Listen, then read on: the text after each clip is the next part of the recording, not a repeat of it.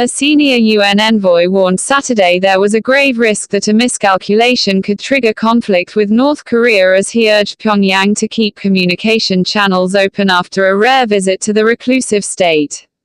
Jeffrey Feltman's trip to the north, the first by such a high-ranking UN diplomat since 2010, kicked off less than a week after Pyongyang said it test-fired a new ballistic missile capable of reaching the US. The United Nations said Feltman met North Korea's Foreign Minister Yong-Ho and Vice Foreign Minister Pak Myong-Kuk, and they agreed that the current situation was the most tense and dangerous peace and security issue in the world today. Noting the urgent need to prevent miscalculations and open channels to reduce the risks of conflict, Feltman said the international community was committed to finding a peaceful solution. The UN Security Council has hit the isolated and impoverished North with a package of sanctions over its increasingly powerful missile and nuclear tests, which have rattled Washington and its regional allies South Korea and Japan. Earlier, North Korea's state news agency KCNA said, the U.S. policy of hostility toward the DPRK, North Korea, and its nuclear blackmail are to blame for the current tense situation on the Korean peninsula. But it added the North had agreed with the UN to regularize communications through visits at various levels.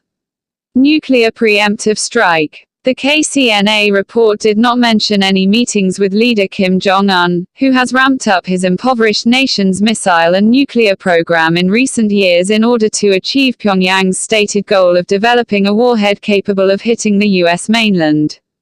Feltman's visit also came after the United States and South Korea launched the biggest ever joint air exercise. The Chinese Foreign Ministry on Saturday published a speech from earlier in the week by Foreign Minister Wang Yi in which he warned that the Korean peninsula remains deeply entrenched in a vicious cycle of demonstrations of strength and confrontation. The outlook is not optimistic, Beijing's top diplomat added. Fears of a catastrophic conflict with the nuclear-armed regime have spiked as Kim and Donald Trump have taunted each other in recent months, with the US president pejoratively dubbing his rival, Little Rocket Man, and a sick puppy. Kim has called the 71-year-old president a doted, meaning a weak or senile old man, an insult that was renewed Saturday as the North condemned Trump for recognizing Jerusalem as Israel's capital.